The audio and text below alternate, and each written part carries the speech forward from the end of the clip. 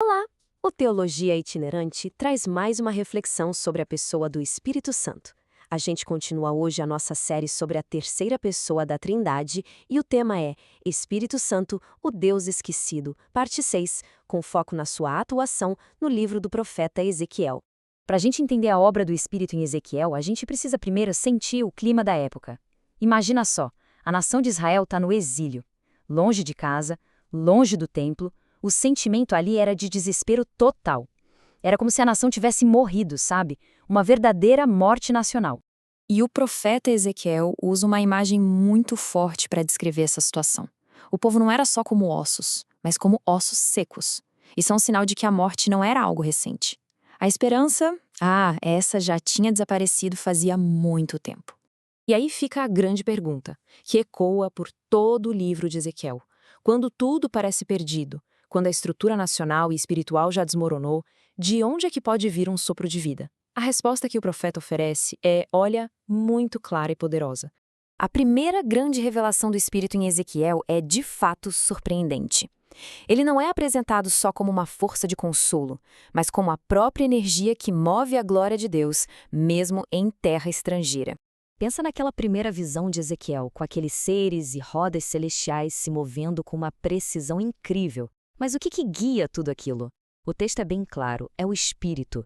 Ele é o agente soberano, a vontade que dirige todo o movimento celestial. É aqui que a palavra hebraica para espírito, ruach, mostra toda a sua força. O Espírito é como o maestro da glória de Deus, sabe? Aquela energia divina que garante que o propósito dele avance, mesmo no meio das circunstâncias mais sombrias do exílio.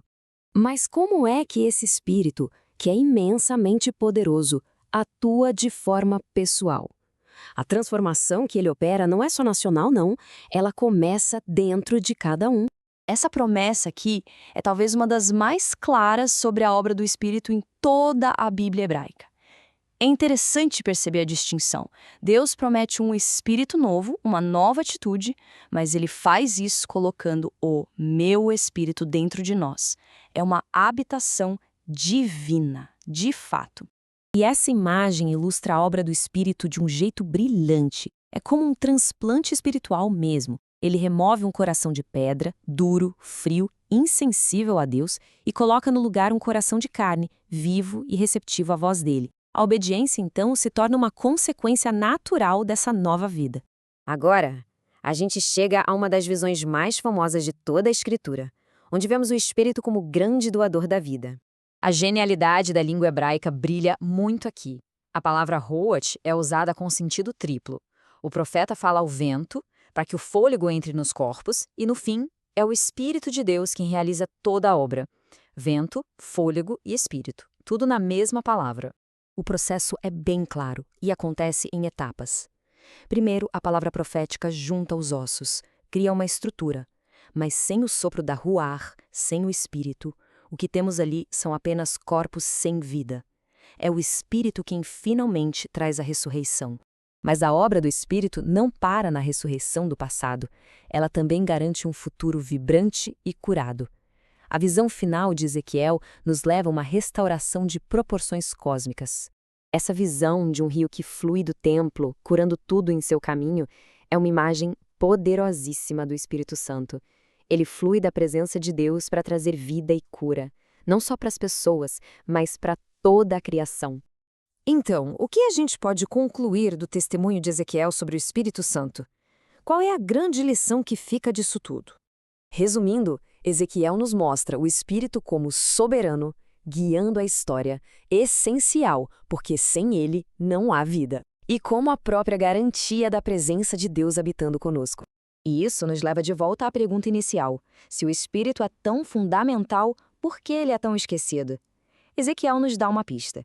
Talvez a gente se distraia com as estruturas, com os rituais e esquece daquele que de fato dá vida a tudo. Essa imagem resume a grande advertência de Ezequiel. O nosso esforço, a nossa organização, a nossa teologia, tudo isso, no máximo, consegue juntar os ossos lá no vale. Nós criamos as estruturas. O ponto crucial é este. A gente pode ter a forma correta, a doutrina correta, a estrutura perfeita, mas se não dependermos da ruach, do sopro divino, seremos sempre apenas um vale de ossos secos. A vida verdadeira vem somente dele. E o tema tratado nesta análise está disponível em e-book. Para adquirir o seu exemplar, basta entrar em contato pelos canais oficiais. Para saber como, é só dar uma olhada na descrição aqui embaixo desta reflexão.